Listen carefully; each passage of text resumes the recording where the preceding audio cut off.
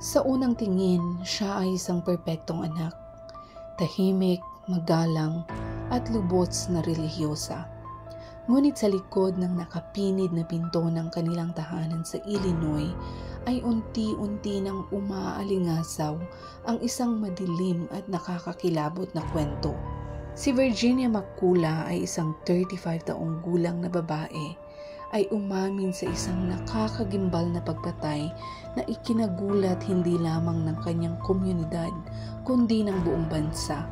Ang kanyang mga naging biktima ay walang iba kundi ang kanyang mismong mga magulang na sina John at Lois McCullah na nag-aruga, nagmahal at nagpalaki mismo sa kanya.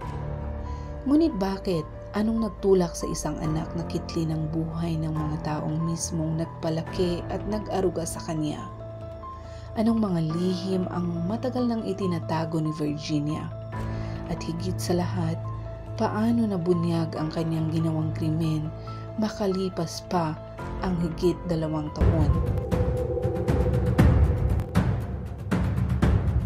Krimen X-Files. Matagal nang naninirahan sina John at Lois McCullah sa Cree, Illinois, isang tahimik na bayan ilang milya lamang sa timog ng Chicago. Si John, 70 taong gulang, dating insurance executive, ay nakilala sa kanyang mainit na pakikitungo sa mga tao at aktibong pakikilahok sa mga gawain ng komunidad. Si Lois naman na kanyang may bahay, 67 taong gulang, ay kilala sa pagkakaroon nito ng maamong pag-uugali, banayad na pananalita at ito din ay palaging handang tumulong sa kanilang mga kapitbahay. Mahigit ilang dekada nang magkasama bilang mag-asawa sina John at Lois McCullah at madalas silang ilarawan bilang tunay na nagmamahalan, tapat sa kanilang pananampalataya at kung tawagin ay parehong family-oriented. Malalim ang kanilang debosyon sa kanilang relihiyon at pinalaki nila ang kanilang mga anak sa ilalim ng mahigpit na pagpapahalaga sa buhay Kristiyano. Umiikot lamang ang kanilang mundo sa simbahan, pamilya at mga gawaing bahay sa araw-araw.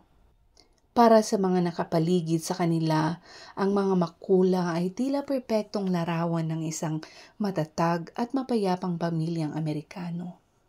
Ngunit sa kabila ng imahe ng isang payapa at perpektong relasyon ng mag-asawa, ay isang nakakagulat na trahedya ang magpapaguho sa lahat ng iyon. Naninirahan din sa kanilang tahanan ang kanilang anak na si Virginia. Siya ay 30 taong gulang. Sa edad na 35, siya ay nanatiling walang asawa at nakatira pa rin kasama ang kanyang mga magulang. Para sa mga nakakakilala sa kanya, siya'y magalang ngunit siya'y lubhang mapag-isa. Wala siyang matalik na kaibigan at tila labis siyang nakadepende sa kanyang mga magulang. Wala rin siyang criminal records, walang kasaysayan ng karahasan at walang malinaw na senyales ng sakit sa pag-iisip. Ngunit sa ilalim ng kanyang payapang anyo ay unti-unting umuusbong ang isang bagay na nakakabahala. Ayon sa mga kapitbahay nila, habang tumatagal ay lalong nagiging mapag-isa si Virginia. Ang bigat ng pamumuhay sa ilalim ng kanyang mga magulang at ang pagkabigong makabuo ng sarili niyang buhay ay maaaring nagdulot ng lumalalang problema niya sa mental health. Subalit walang sino man ang makapagsasabi na aabot ito sa antas ng krimeng nakakakilabot.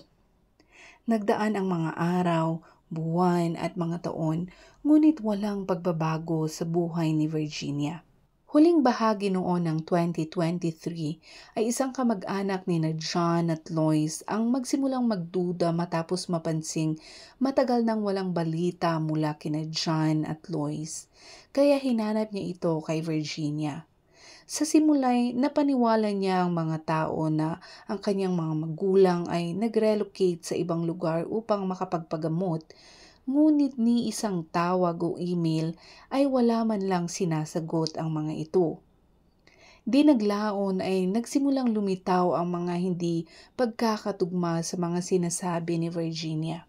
Ang pinakanakababahala pa ay walang sino man ang personal na nakakita kina John at Lois Maculo sa loob ng 2 taon. Doon humantong ang isang wellness check na hiniling ng mga lokal na otoridad. Pinuntahan ang bahay ng mga Maculo at nadatnan si Virginia na mag-isa. Sa simula'y umiwas siya sa mga tanong, ngunit kalaunan ay umamin din ito sa isang nakapangingilabot na krimen. Pinatay daw niya ang kanyang sariling ama at ina at sinabing inilagay niya ang kanilang mga katawan sa freezer sa garahe. Agad na nagtungo ang mga otoridad sa garahe at sa kanilang pagdating ay tumambad ang isang tanawing hindi nila malilimutan.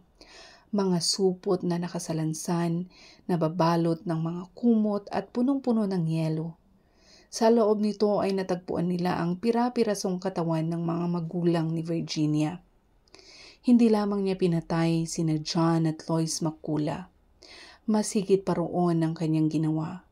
Pinira-piraso niya ang kanilang mga labi at isinilid sa mga plastik na lalagyan at itinago niya ang mga ito na parabang karne lamang ng mga hayop. Agad na inaresto si Virginia at kinasuhan ng 2 bilang ng first-degree murder, pagtatago ng isang pagpatay at iligal na paggamit ng armas.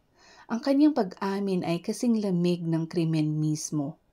Siya ay kalmado at walang bahid ng pagsisisi.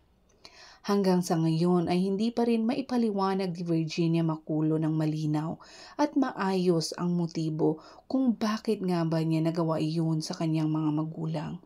Ngunit naniniwala ang mga imbestigador na maaaring pinaghalong problema sa pag-iisip, problemang emosyonal at pagnanais ng lubos na maging malaya ang nag-udyok sa kanya upang gawin ang nakahihindik na krimen na iyon. Dagdag pa ng mga ibang taga-usig ay maaari ding may kinalaman ng pinansyal na pressure at matagal na kinikimkim na sama ng loob laban sa kanyang mga magulang.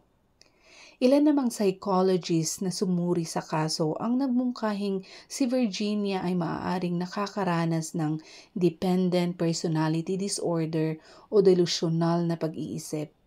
Isang kondisyon na maaaring nagpaparamdam sa kanya na siya'y lubos na nakakulong sa sitwasyong mahirap kumawala.